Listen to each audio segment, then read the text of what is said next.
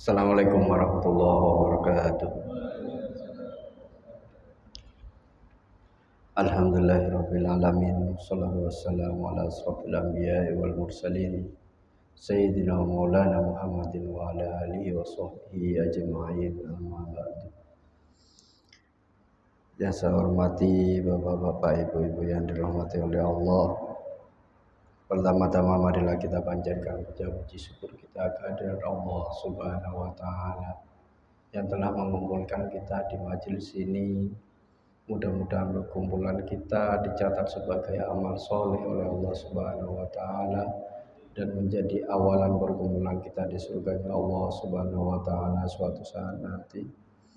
Kedua kalinya selawat dan salam semoga tetap tercurahkan pada junjungan kita Nabi besar Muhammad sallallahu alaihi wasallam yang kita harapkan syafaat-syafaatnya.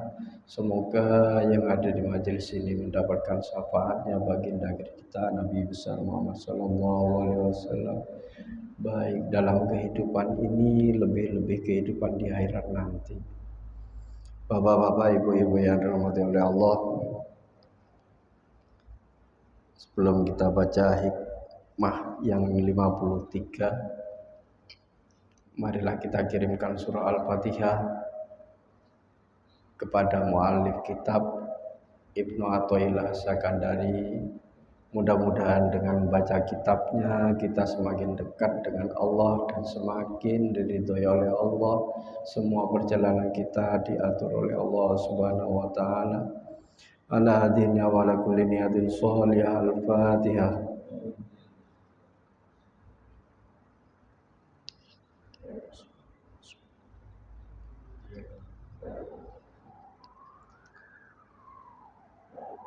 Bismillahirrahmanirrahim. Qala al-musannif rahimakumullah ta'ala wa nafa'ana bihi wa bi ulumihi wa maddana fi madadihi wa asrarihi fid dharain amin.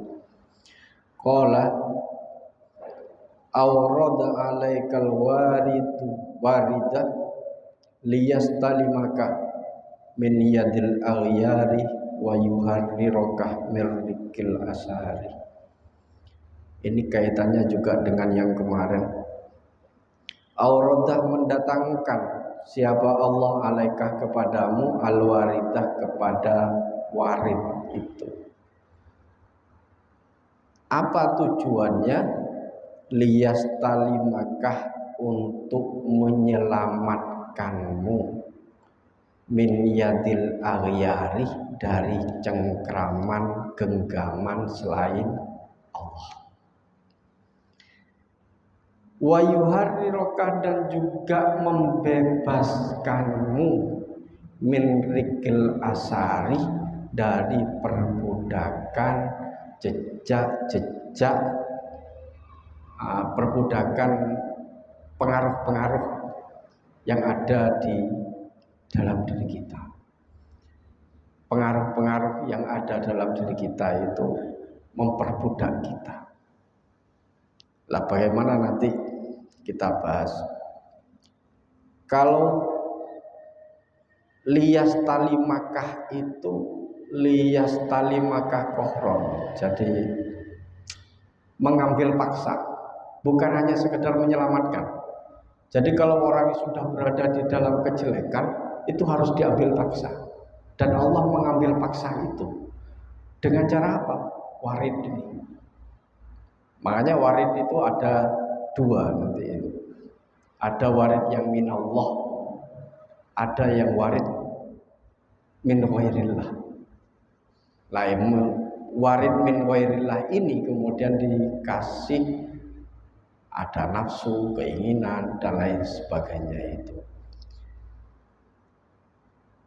Mari kita lihat pada konteks hari ini.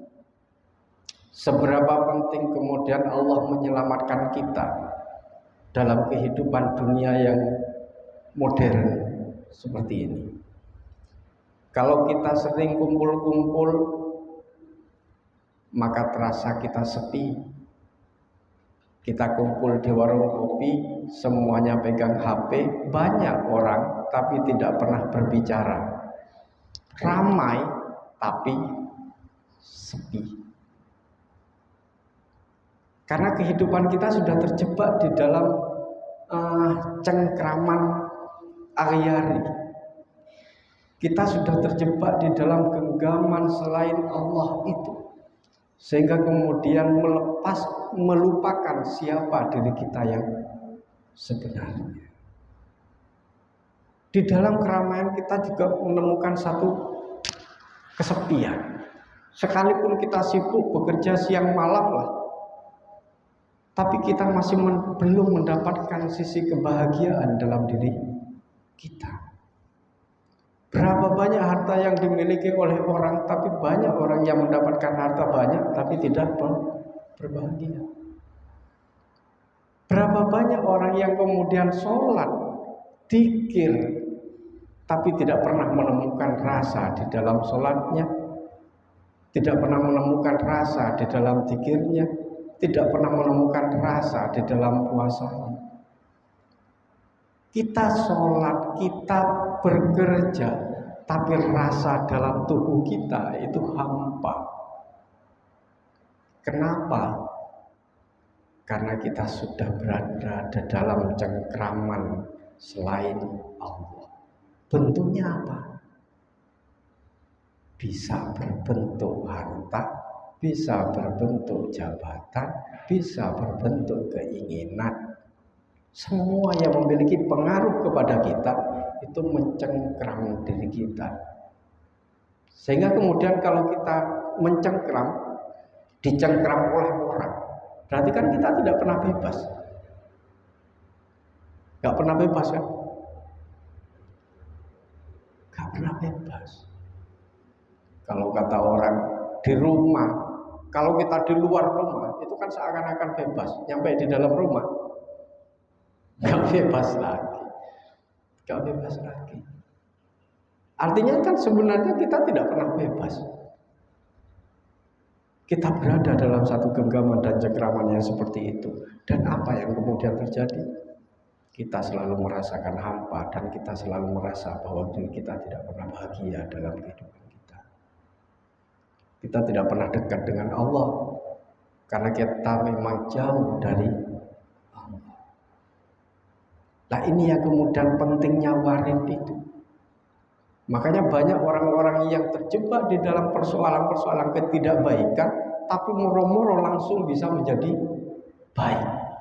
Kenapa? Karena Allah mengambil secara paksa, menyelamatkan orang itu secara paksa untuk menjadi hamba yang lebih baik.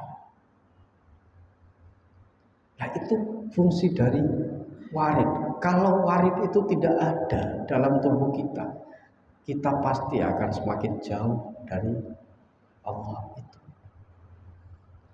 Makanya kalau kemarin kita membahas warid itu apa? Cahaya atau kejutan ilahi yang berada di dalam kolbu kita, hati kita. Tahu-tahu datang, tahu-tahu saya ingin pikiran, tahu-tahu saya ingin sholat, tahu-tahu saya ingin menjadi orang baik. Setelah apa? Setelah kita menemukan ketidakbaikan dalam diri kita. Makanya warid itu kalau dalam makom yang kemarin hanya untuk mendekatkan diri kepada Allah itu, warid itu datang dalam bentuk kegelisahan. Jadi orang gelisah melakukan pekerjaan dosa itu gelisah, menyesal terhadap perilaku-perilaku yang tidak baik, itu juga bagian dari sebab datangnya warid. Makanya kalau orang melakukan pekerjaan tidak baik, dosa, tapi dia menikmati pekerjaan itu, tidak pernah menyesal terhadap perbuatan itu, maka alamat warid tidak pernah datang dalam diri kita. Apakah harus menyesal saja? Tidak. Ternyata warid juga bisa datang disebabkan oleh kehilangan. Kehilangan duit, kehilangan apapun. Apakah semua orang pasti mengalami itu? Pasti. Pasti akan mengalami satu masa rasa kehilangan itu pasti. Bukan mati ya. Bukan tinggal mati, bukan. Pasti merasakan satu kehilangan. Ketika dia merasakan kehilangan, asale duwe-duwe wakeh hilang, kemudian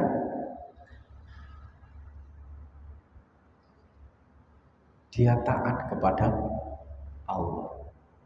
Makanya caranya wong barat itu orang-orang yang ada di masjid, di gereja atau di rumah ibadah itu hampir semuanya orang-orang yang tidak punya atau punya masalah. Itu loh. Kenapa? Karena dia pernah merasa kehilangan, kemudian dia kembali kepada Allah. Dia kembali kepada Allah setelah merasakan kehilangan, setelah merasakan kegelisahan itu. Baru kemudian dia sadar bahwa kita harus bergantung kepada Allah. Lah sebab menjadi warid itu, sebab datangnya warid itu salah satu itu. Jadi kalau kita menyikapi persoalan problem-problem hidup itu, sikapilah bahwa itu adalah sebab dari datangnya warid kepada kita. Jangan kemudian dianggap sebagai bala. Sekarang kan enggak. Muncul banjir kemudian dianggap sebagai bukan hanya bencana, tapi ini adalah hukuman dari Allah terhadap. Jangan selalu berpikir seperti itu. Orang itu sudah kena musibah masih ditimpa dengan pemikiran yang model begitu. Lihatlah bahwa bencana alam itu adalah bagian dari teguran Allah yang untuk menyelamatkan diri kita semakin dekat kepada Allah. Itu saja. Jadi tidak usah kemudian itu adalah sanksi Allah dan lain sebagainya. Jangan. Karena bukan hak kita untuk mengatakan itu sanksi atau bukan. Bapak-bapak, ibu-ibu yang dirahmati oleh Allah. Maka kemudian di dalam banyak makna warid itu kemudian diartikan sebagai al-warid nurun yaridu alal qulub liyaslimaha minat ta'alluq bi ghairillah. Itu menurut Ibnu Ajibah. Warid adalah cahaya yang menyelamatkan hati dari keterikatan kita kepada selain Allah. Orang yang mendapatkan warid ini salah satu cirinya adalah yo pujian ambek hinaan iku yo padha wae. Wong sugih ambek ora sugih cara menghormati pun juga sama. Kalau kita masih melihat orang dengan sesuatu yang berada di baliknya, berarti kita masih berta'alluq kepada selain Allah. Lek sugih dihormati, lek ora sugih ora dihormati. Kalau itu yang kemudian terjadi, berarti kita masih berada di dalam satu genggaman selain Allah. Makanya semuanya sama. Makanya kalau Gus Dur sering ngomong kan, pujian, hinaan, iku podo wae. Enggak ada bedanya. Dipuji yo enggak besar, dihina yo juga tidak rendah. Biasa saja. Kan begitu kalau Gus Dur.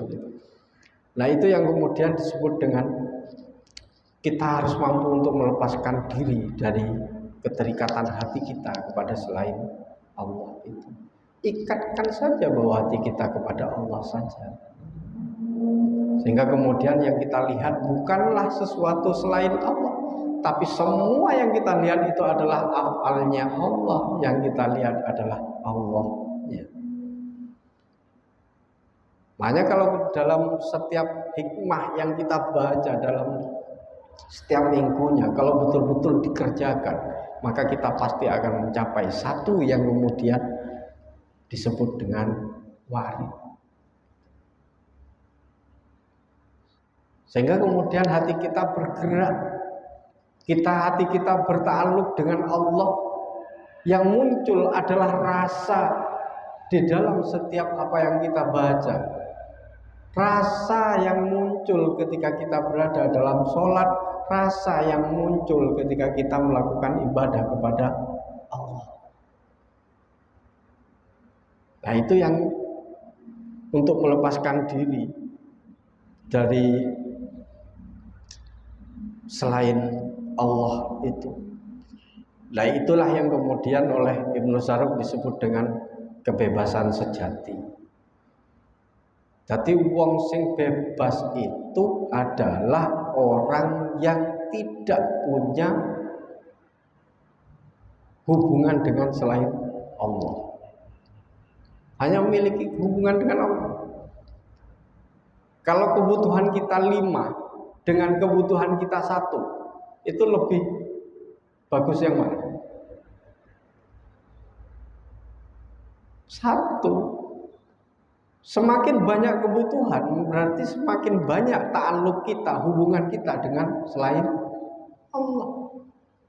Semakin memperkecil kebutuhan kita, maka semakin dekatlah kita kepada Allah.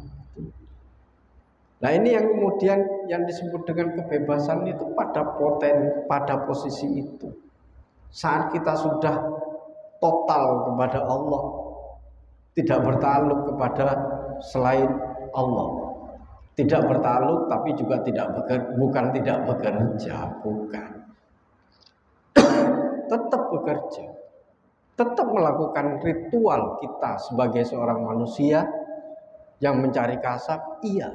Tapi hati kita tidak pernah terpenjara oleh apa yang kita cari, tidak pernah terpenjara oleh selain Allah itu. Makanya kalau warid itu datang dalam bentuk cobaan, musibah dan lain sebagainya, maka kemudian ada yang menyebut al-warid. Warid itu adalah cambuk cinta. Jadi ada cambuk cinta, menyakitkan cambuk itu, tapi penuh dengan kasih sayang. Sama dengan kita punya anak nakal, keras kepada anak, tetapi kerasnya kita itu adalah bentuk rasa cinta kita kepada anak kita. Nah, Allah mendatangkan warid dalam diri kita dalam bentuk cobaan apapun yang diberikan Allah kepada diri kita, itu adalah cambuk cinta untuk menyelamatkan diri kita dari cengkraman selain Allah. Nah, ini yang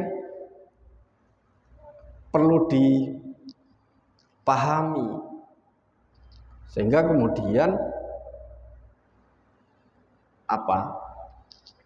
Allah menarik kita dari keterikatan kita kepada dunia itu sesuatu yang sangat penting. Sangat penting. Makanya makom asbab tetap kita lakukan, tapi hati kita tetap total kepada Allah itu. Sehingga kemudian kita melihat orang nggak pernah menghina, Pak. Tidak pernah dengan pandangan menghina. Karena dengan warid itu kemudian yang duruna bi'ainir rahmah itu selalu melihat dengan mata kasih sayang, dengan pandangan kasih sayang. Lah, Allah nggak pernah kemudian benci kepada hambanya, dan dengan warid itu juga kemudian kita selalu melihat orang dengan kacamata kasih sayang. Allah nggak pernah kemudian menghina manusia. Bagaimana mungkin kita seorang hamba akan menghina kepada hambanya Allah yang lain? Nah, itu yang kemudian pentingnya warid. Kalau tidak ada warid, maka semua orang akan hidup dengan pilihannya masing-masing. Hidup di dalam kebiasaannya masing-masing dan semakin jauh dengan Allah itu. Makanya dunia-dunia modern yang model seperti ini, kalau tidak ada warid yang diberikan Allah kepada diri kita, sudah mursal kita. Mursal kita. Makanya tingkatan warid di wilayah orang-orang awam itu hanya pada wilayah bisikan-bisikan melalui cobaan itu, cahaya melalui kegelisahan, kekhawatiran dan lain sebagainya. Tapi kegelisahan itu yang menuntun kita menjadi manusia yang baik. Lah bagaimana kalau kemudian lias tali makah itu untuk menyelamatkan itu? Boleh, tapi tingkatan selanjutnya kemudian warid itu adalah cahaya yang ada di dalam hati yang selalu menuntun dalam diri kita. Menuntun kita, ini loh baik, ini loh tidak baik. Pekerjaan ini baik, pekerjaan ini tidak baik. Berjalanlah kepada arah yang baik. Maka kalau kita tahu kepada diri kita warid kita, sampai kita paham pada warid itu, maka kita akan dituntun oleh warid itu menjadi manusia yang baik dan selalu dekat dengan Allah. Nah, caranya bagaimana? Ya dikira istiqomah di dalam zikirnya, istiqomah di dalam ibadahnya. Maka secara tidak langsung orang-orang akan dituntun kepada arah yang baik itu. Bapak-bapak, ibu-ibu yang dirahmati oleh Allah,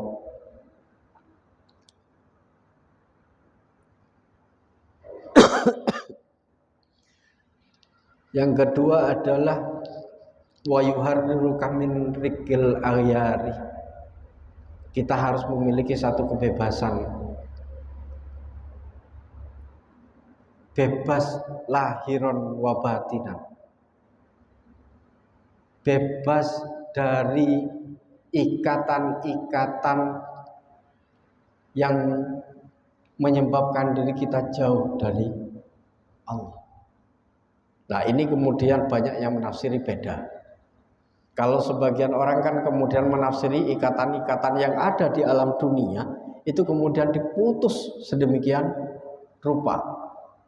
Akhirnya rumah ditinggalkan, istri ditinggalkan, pekerjaan ditinggalkan, pergilah ke gunung, duduk di gunung topo. Itu sebagian orang menafsirkan itu. Tapi kebebasan dalam sadiliyah bukan seperti itu. Bukan. Tapi kita harus mampu untuk menyeimbangkan kita sebagai seorang manusia, tapi juga harus mampu untuk mengatur hati kita kepada Allah. Bebas bukan fisik, tapi bebas adalah hati. Kalau kita bekerja kepada orang, bebas bagaimana? Wong kita diperintah.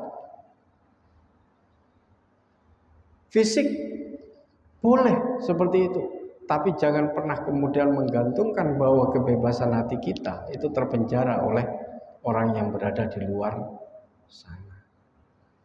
Nah, itu yang kemudian oleh Kiai Nawawi itu disebut dengan kebebasan hakiki.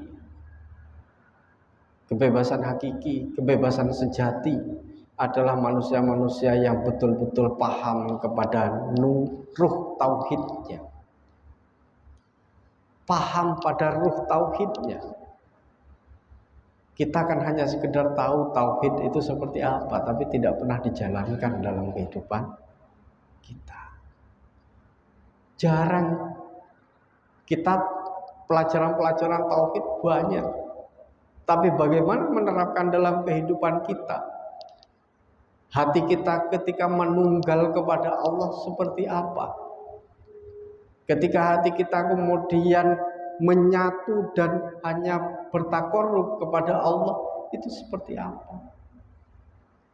Ternyata jawaban di wilayah ini kemudian kita harus mampu untuk membebaskan dari ikatan kita pada selain Allah dan juga harus mampu untuk membebaskan hati kita dari ketergantungan kepada selain Allah. Nah itu kalau liyastalimaka min yadil ayari wa yuharriraka min rikil asari. Jadi selamat. Yang hari ini, mulailah hari ini kita mencari berzikir, istiqomah, ibadah kepada Allah, tetapkan tauhid kita, dan mudah-mudahan semua yang di sini itu mendapatkan warid yang diberikan Allah kepada diri kita, sehingga menuntun kita menjadi orang-orang yang baik dan orang-orang yang memang betul-betul diridhoi oleh Allah Subhanahu wa taala. Amin amin ya rabbal alamin. Saakhiri Allahumma fiqna min thariq. Assalamualaikum warahmatullahi wabarakatuh.